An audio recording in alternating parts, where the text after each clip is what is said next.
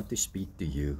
I believe God focused my heart about 3 weeks, 4 weeks ago already, thinking on Samuel's mom. Samuel's mom was Hannah. I want to speak to you a little bit about Hannah, how awesome she was and how much influence she gave actually the church. And I think she's amazing. And yes, so we read about her in 1 Samuel, the 2nd chapter, where we have the Song of Hannah. Now, when we know anything about Psalms, you know, the book Psalms and songs, we think, you know, of David and Solomon and Moses and Korach, you know, and we never think on the most excellent and the most powerful psalm came actually from Hannah. A lot of influence in our worship and music and even in our theology came from this woman. And I want to read to you the 10 verses of Hannah, the song that she sang that was so amazing. And it was also the first time that we ever met the name of the Lord Jesus, God, the Lord Almighty. So, well, this is amazing. Yahweh, and I hope I said this right, Sabuah, almost a Sabbath, you know. The Lord Almighty, she's the first one in Scripture that will use this word, and it touched my heart. She knows something about God, and that no other prophet before her even saw. It works this way. When God wants to release a name of him, he used very special people. And for her to use the name of the Lord Almighty as the first one, opened in the spiritual world so many things. And I believe we can learn from her and see her heart. And I pray for all the women and even the men to have this heart that she had. She is one of the most, if we look to her life, what we talk about sacrificial worship. It means you gave something to the Lord, a sacrifice, a worship that will be continually. Now, I know we love to talk about Abram and how he came to offer up his son. But he also knew that God was able to raise him from the dead. And here we have Hannah. And his dad's name was Elkanah. Elkanah had 2 wives. And the first wife, Peninnah, she got children, you know. So Hannah was barren and she really wants to have a child. And she prayed continually, asking the Lord that the Lord will open this for her. And then she made this awesome devotion and vow before God that she will give him up for God and for the service of God. And I believe Samuel is one of the most awesome prophets that walked on this earth. You know, if the word of God will speak about the prophet and they will say that none of his words never fell to the ground, that's amazing. That's something that I want. And I believe it is something that all of us as man really wants, is that all your prayers will be answered. And every word that you speak will be so powerful that the heavens will listen and the spirit dimension will listen and obey. She brought the son, Samuel. And I thank God that she gave and kept her word to the Lord. We sometimes make words, promises to the Lord. And here we have Hannah. She really kept a sacrificial worship. Is she the forerunner? And that's why she is so loved in the church world. Now, what people don't know is this psalm or song of her. We have over 1 billion Roman Catholic people on earth. And every Wednesday morning, they will In the morning prayer sessions, they will sing this song or say it as a prayer to God. I know it's a ritual for some people, but not only that, in so many lyrics and worship songs and praise in the church world comes from this song of Hannah because of what she did. The Lord Almighty, the most awesome God. She talks about how God will come and help the humble, and God will do that. So I'm going to read to you, and I believe it's going to bless you. A very well-known psalm. It is found in 1 Samuel 2, verse 1 to 10. Excuse me.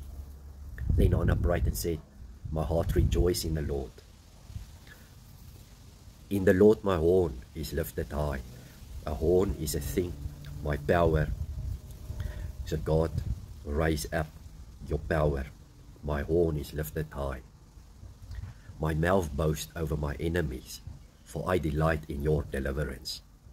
Can you say the same? I delight in God's deliverance. So if you have a situation in your life, God is able to do anything. There is no one holy like the Lord. There is no one beside you. Excuse me. There is no rock like our God. Do not keep talking so proudly, or let your mouth speak. Just let me read that again, verse 3. Do not keep talk so proudly, or let your mouth speak such arrogance. For the Lord is God who knows, and by his deeds are weighted. And by him deeds are weighted. Our deeds before God is weighted. I know there's many people that think, we are saved by grace and not by works. But let me tell you, your works is counting when you are already being saved. There is a reward. Before you know the Lord, the works are nothing. But when you come to the Lord, your works is counting. You have an account by the Lord. And there is reward on works. It's weighted your deeds. The bows of the warriors are broken. The bows of the warriors are broken. I believe people that speaks against you are bows of the warriors. People that are in war and fighting against you, your enemies.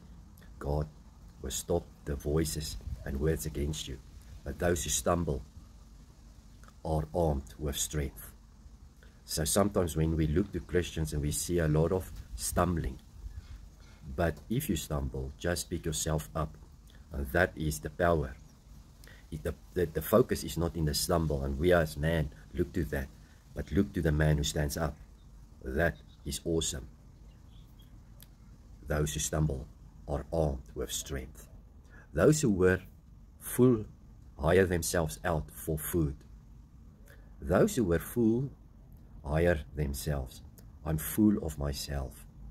You will become actually food for others. Pride always comes to a fall. But those who were hungry are hungry no more.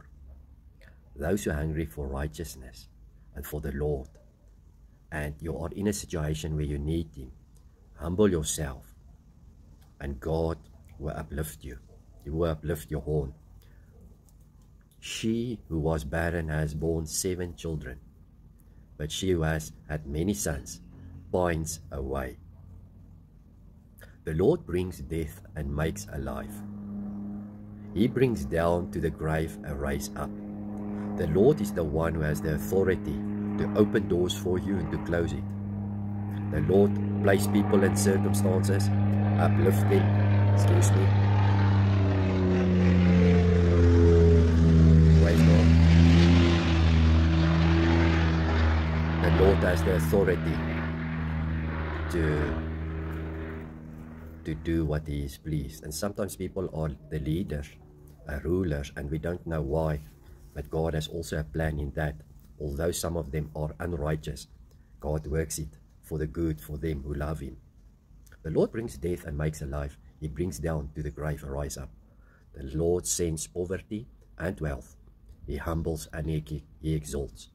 He raises the poor from the dust and lifts the needy from the ash heap. He sets them with princes, and has them inherit a throne of honor. Those who are in a heap of ash, God will place your feet in a place where you are in a royal, kingly authority. He has them inherit a throne of honor. Wow. For the foundations of the earth are the Lord's. On them he has set the world. He will guard the feet of his faithful servants. But the wicked will be silenced in the place of darkness. It is not by strength that one prevails. It's not by strength. You know, it's not by might nor strength, but by the Spirit of the Lord. Wow, this is awesome. And then she says in verse 10, a last verse, those who oppose the Lord will be broken. And then the Most High will thunder from heaven. The Most High God, wow, will thunder from heaven. The Lord will judge the ends of the earth, and he will give strength to his king. He has a prophetic word. There was no king in Israel at that time. Remember, she will bear Samuel, and Samuel will come and seek the first king of Israel. That will be Saul later. So she prophesied about Jesus Christ that would come. The Most High will thunder from heaven. The Lord will judge the ends of the earth. This is prophetical word. How God will judge the world and how he will send the Messiah. All right, the judgment was the cross of Jesus Christ.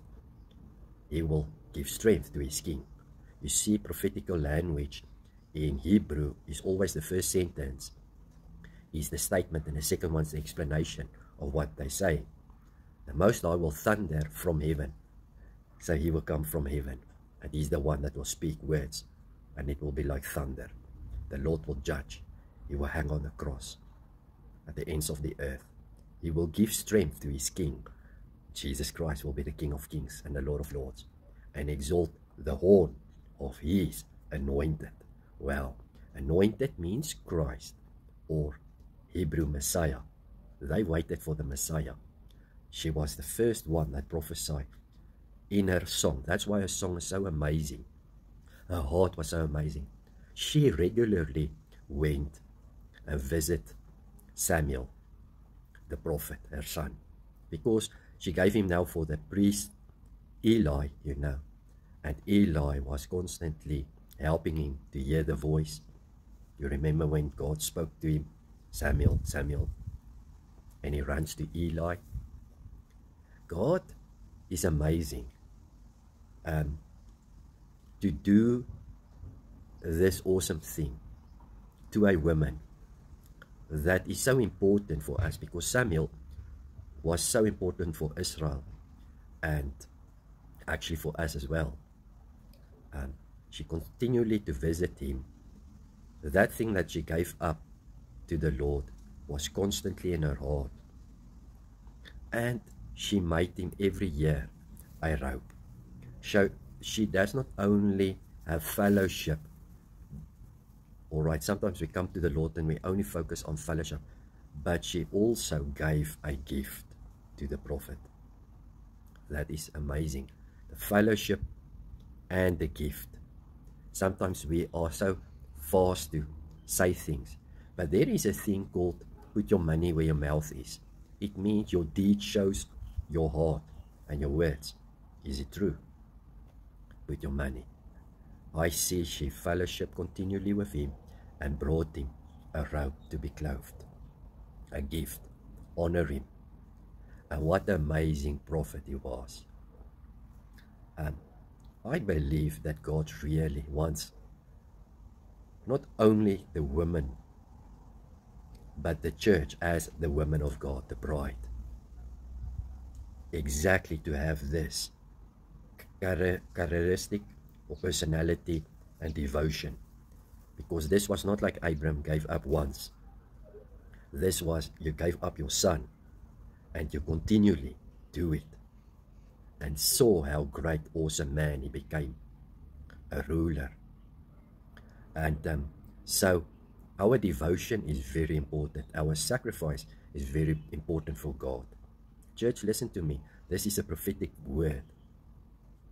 God see your deeds and he weighted it, and it's important for him. Don't go for that thing that works doesn't count.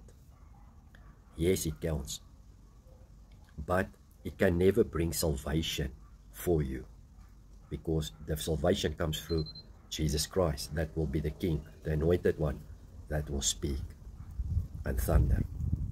But we need to humble ourselves, and we need to be in that place where we say, God, nothing is impossible for you. I'm barren. But when you do this, I promise I will keep my word and show my devotion, my sacrifice, and continue it. It's not how we start, it is how we are walking it. Although there is many stumblings, doesn't matter. Arise. All right, the end is also counting for us. The whole thing is counting for us. Many times it's everything counts for us. Any doctrine that is focused on only one side of a thing, talk about blessings and richness, is missing it. Or talking about poverty and stuff is missing it. All right, we need to take everything always together. But put your money where your mouth is. Hannah, it's Mother's Day today, and I want to say, as a woman, as the church is a woman, let us be like Hannah. Happy Mother's Day. God bless you.